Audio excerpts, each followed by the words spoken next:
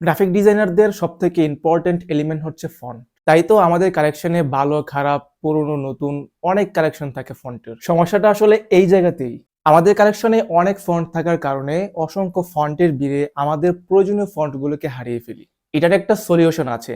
আজ আমি আপনাদেরকে দেখাবো আমি কিভাবে আমার ফন্টগুলোকে অর্গানাইজড করি। আজ আমি পরিচয় করে দিব আপনাদের সাথে ফন্টবেস অ্যাপ্লিকেশনটির সাথে। এই অ্যাপ্লিকেশনটির ভিডিও কিন্তু নতুন না, প্রায় 2 বছরেরও বেশি সময় আগে এই সফটওয়্যারটি নিয়ে একটি ভিডিও করেছিলাম, যদিও কোনো ভিউজ হয় নাই, তাই ভাবলাম নতুন করে আরো একটি ভিডিও করা যাক। আমার কালেকশনে মোটামুটি অনেক ফন্টই আছে, কিন্তু সবগুলো ফন্ট আমি ইনস্টল করে রাখি না। আমি যদি আমার অর্গানাইজ সিস্টেমটা একবার দেখাই আপনাদেরকে। আচ্ছা, প্রথমে আমি একটু দেখাই যে আমাদের যে কোন ফন্টগুলো ইনস্টল করা আছে। এখানে দেখেন আমার 190টা আইটেম এখানে দেখাচ্ছে, মানে 190টা ফন্ট ইনস্টল করা আছে, কিন্তু সবগুলো ফন্ট আমি ইনস্টল করি নাই। এই যে দেখেন এখানে অনেকগুলো ফন্ট ইনস্টল করা, এগুলো হচ্ছে প্রি ইনস্টল করা, মানে উইন্ডোজের সাথেই থাকে।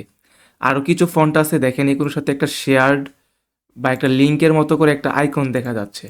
তো এগুলো হচ্ছে আমি এখানে ম্যানুয়ালি ইনস্টল করি নাই, এগুলো মূলত ফন্ট বেস থেকে এখানে মানে লিঙ্ক হিসাবে ইনস্টল হয়ে আছে, ঠিক আছে। এই যে ফন্ট বেস থেকে যেগুলো হচ্ছে অ্যাক্টিভ করা আছে, এই অ্যাক্টিভ ফন্টগুলোই হচ্ছে এখানে দেখাচ্ছে। এখানে দেখেন বেশিরভাগ ফন্টগুলো হচ্ছে বাংলা বাংলা ফন্টগুলো আমি ইনস্টল করে রাখছি বেশি, ইংরেজি ফন্টগুলো তেমন বেশি একটা ইনস্টল করা হয়নি এখন পর্যন্ত। আমি একটু পরেই করে দেখাবো ওইগুলো। ফটোশপে যদি আমি এখানে আসি, দেখেন আমার যে ফন্টের যে লিস্টটা, আমাদের অনেক সময় কালেকশনে থাকা সবগুলো ফন্টই আমাদের ইনস্টল করে ফেলি। তো সবগুলো ফন্ট ইনস্টল করে ফেললে দেখেন এখানে কিন্তু সবগুলো ফন্ট আসে। তো সবগুলো ফন্ট আসলে এটার যদি কম্পিউটারের কনফিগারেশন যদি বেশি একটা ভালো না হয়, তাহলে কিন্তু অনেক বেশি পরিমাণ লোড নেয়, যার জন্য অনেক হ্যাং করে এবং হচ্ছে এগুলো খুব বিরক্তিকর একটা ব্যাপার। প্রফেশনাল বা হচ্ছে প্রয়োজনীয় ফন্টগুলোকে খুঁজে পাওয়া যায় না। তো এজন্য হচ্ছে আপনারা চাইলে ফন্ট বেসড সফটওয়্যারটাকে ইনস্টল করে ব্যবহার করতে পারেন। ফন্ট বেস কিন্তু একটা প্রিমিয়াম সফটওয়্যার, প্রিমিয়াম হলেও ফ্রিতেই কিন্তু এটার ম্যাক্সিমাম ফিচার্সগুলোকে উপভোগ করা যায়। আচ্ছা, এখন আমরা দেখবো এটা আজ কীভাবে ডাউনলোড এবং ইনস্টল করব। জাস্ট হচ্ছে আমরা যদি গুগলে গিয়ে বা যে কোনো একটা ব্রাউজারে গিয়ে যদি ফন্ট ফন্ট বেস লিখে যদি আমরা সার্চ করি, তাহলে এখানে দেখেন ফন্ট বেজের একটা অফিসিয়াল ওয়েবসাইট আছে, এটা চলে আসবে। এখান থেকে ক্লিক করলে আমরা দেখতে পাবো ডাউনলোড ফন্ট বেস। এটা জাস্ট এখান থেকে ক্লিক করে ডাউনলোড করে ফেলবো আর কি। ডাউনলোড করে অন্যান্য সফটওয়্যারের মতো খুবই ইজি, জাস্ট নেক্সট নেক্সট করে হচ্ছে আমরা ইনস্টল করে ফেলবো।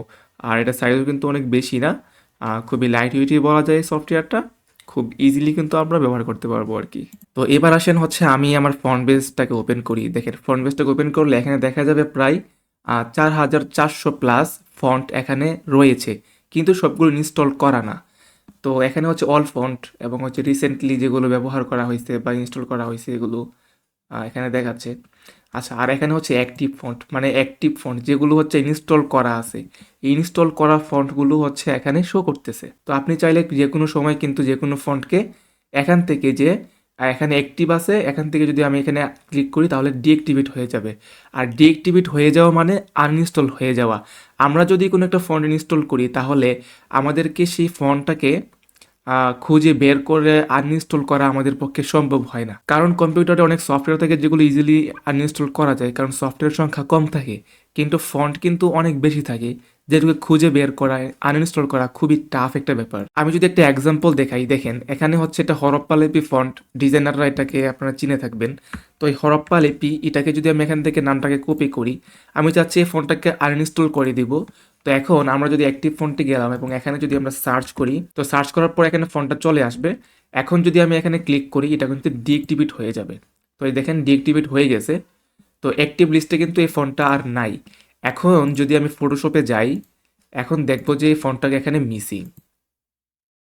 এই যে দেখেন এই ফন্টটা কিন্তু এখানে মিসিং, দেখেন এটা কিন্তু মিসিং হয়ে গেছে। আসলে ফন্ট মিসিং থাকলেই কিন্তু এরকম ওয়ার্নিংগুলো দেয় আর কি। ওকে, আমি যদি আবারও এই ফন্টটাকে অ্যাক্টিভ করে দিই, মানে ইনস্টল করে দিই, তাহলে হচ্ছে এখানে এখানে দেখেন, এখানেও যদি আমি একবার দেখাই, হরপ্পা লিপি ফন্টটা হয়তো বা এখানে খুঁজে পাওয়া যাবে না এখন, যেহেতু ডিঅ্যাক্টিভেট বা আনইনস্টল হয়ে গেছে। আমি যদি এইচ দিয়ে সার্চ করি, এই যে দেখেন এখানে হেডলাইন এবং অন্য অন্য ফন্টগুলো আছে, এখানে কিন্তু হরপ্পা লিপি ফন্টটা এখানে দেখা যাচ্ছে না। আচ্ছা, আমি এবার যদি অল ফন্টে ক্লিক করি, ক্লিক করার পরে যে হরপ্পা এলআইপি লেখা আছে, এজন্য হচ্ছে এটা চলে আসছে। আমি যদি একবার অ্যাক্টিভ ফ্যামিলিতে ক্লিক করে এটাকে অ্যাক্টিভ করে দিলাম, তো তো অ্যাক্টিভ করে দিলে এখন কিন্তু আমি দেখব যে আমাদের ফটোশপে এটা কাজ করবে। আমি যদি এবার ক্লিক করি, এবার ক্লিক করলে দেখেন এটা কিন্তু অ্যাক্টিভ হয়ে গেছে, এবং যদি আবার ক্লিক করি এখন কিন্তু আর ওয়ার্নিংটা দিচ্ছে না, এডিট করা যাচ্ছে। তো বুঝতেই পারছেন ফন্টটা কিন্তু ইনস্টল হয়ে গেছে। আর আমি যদি আবারও আমার যে ফোল্ডারে যাই, ফোল্ডারে গিয়ে এবার যদি সার্চ করি, এই যে দেখেন হরপ্পা লিপি, এই যে দেখছেন হরপ্পা লিপি কিন্তু চলে আসছে এবং এটার সাথে শেয়ার্ড আইকনটা যুক্ত হয়ে গেছে। তো আমি কিন্তু আমার হচ্ছে রাইট ক্লিক করে ম্যানুয়ালি গিয়ে হচ্ছে ফন্ট ইনস্টল করতে হচ্ছে না। আচ্ছা, এইবার হচ্ছে আমি এবার দেখাই যে অর্গানাইজ যে সিস্টেমটা আছে। তো দেখেন আমার ফন্টগুলোর জন্য এখানে ডেডিকেটেডলি একটা ফোল্ডার আছে, মেইন ফোল্ডার। তো দেখেন ফল্ট ওয়ার্ল্ড নামে একটা ফোল্ডার আমি ক্রিয়েট করে রাখছি। এটার ভিতরে হচ্ছে FontBase নামে একটা ফোল্ডার আছে, এবং এটার ভিতরে হচ্ছে সবগুলো ফন্ট।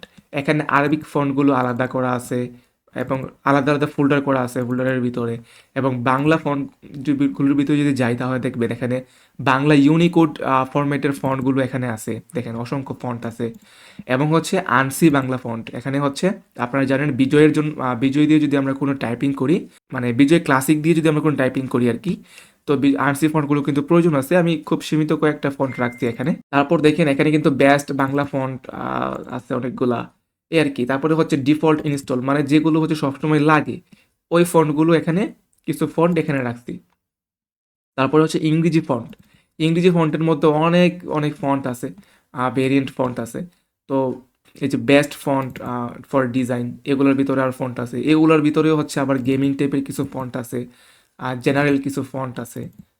এই দেখেন জেনারেল কিছু ফন্ট আছে, এবং হচ্ছে লং ফন্ট আছে, মানে লম্বা আকৃতির যে ফন্টগুলো আছে ওইগুলো হচ্ছে আলাদা করা আছে। আদারের মধ্যে আরও কিছু ফাইল আছে আর কি। তো এইভাবে হচ্ছে স্ক্রিপ্ট ফন্টের জন্য স্ক্রিপ্ট ফন্ট আছে, মানে আলাদা আলাদা ফোল্ডার করে অর্গানাইজড করা। তো অনেক সময় দেখা যায় যে আমরা এখানে অর্গানাইজড করে রাখছি, কিন্তু আমরা যদি ইনস্টল করে ফেলি তাহলে কিন্তু এই অর্গানাইজটা আর হচ্ছে আমাদের এই যে এই জায়গায় কিন্তু আর আপনি অর্গানাইজ করে রাখতে পারবেন না, ঠিক আছে? তো এখান থেকে আমরা যদি ফোল্ডার ওয়াইজ এগুলোকে অর্গানাইজড করে রাখি, তো করে রাখার পরে এখন আমরা যদি ফন্ট বেজে যাই, ফন্ট বেজে যাওয়ার পরে এবার দেখবো যে এখানে কিন্তু সেমভাবে আমার এখানে যে ফাইলগুলো আছে, এই যে দেখেন যে Arabic Bangla best Bangla font, সেমভাবে এখানেও আছে Arabic Bangla best Bangla font.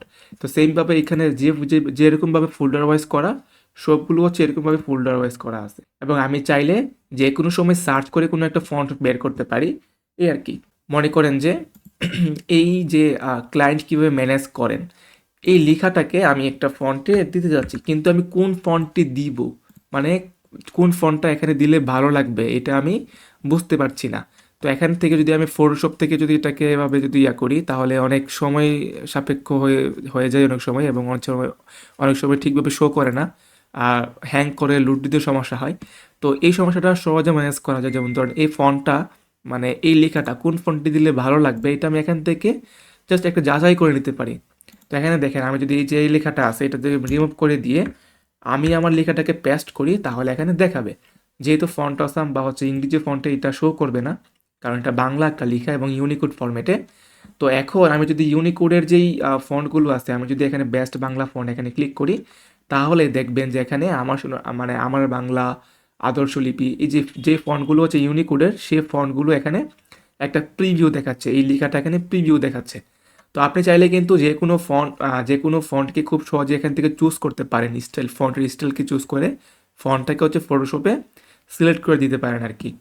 তারপর বাংলাতে ক্লিক করলে দেখেন এই যে এক নজরে কিন্তু দেখে ফেলতে পারতেছেন যে ফন্টটা আসলে কেমন হবে। আমি যদি এখানে সেটিংসে ক্লিক করি, সেটিংসে ক্লিক করলে এখান থেকে হচ্ছে আপনারা কিছু সেটিংস চেঞ্জ করে ফেলতে পারেন। এখানে টেক্সট মানে স্যাম্পল, এখানে যে টেক্সট স্যাম্পলটা ছিল যে এখানে একটা স্যাম্পল আছে, আপনারা যদি এখানে ক্লিক করেন তাহলে আরও কিছু স্যাম্পল এখানে দেখতে পাচ্ছি।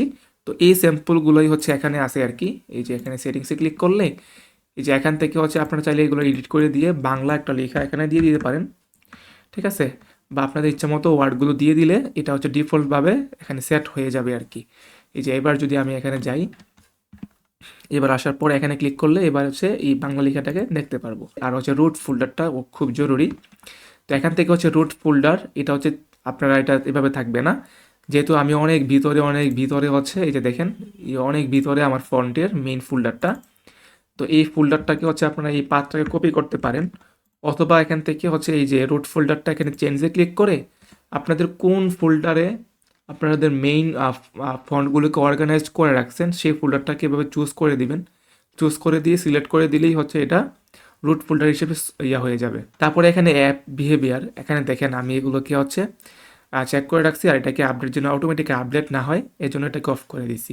আপনারা অবশ্যই 3টা অপশন এনাবেল করে দিবেন, তাহলে হচ্ছে এটা সবসময় মানে পিসি স্টার্ট হওয়ার পর এটা অটোমেটিকলি সফটওয়্যারটাও মানে ব্যাকগ্রাউন্ডে রান হয়ে থাকবে এবং সবসময় ফটোশপ, ইলাস্ট্রেটর এবং আদার্স সফটওয়্যারগুলোতে ফন্টগুলোকে ব্যবহার করতে পারবেন আর কি।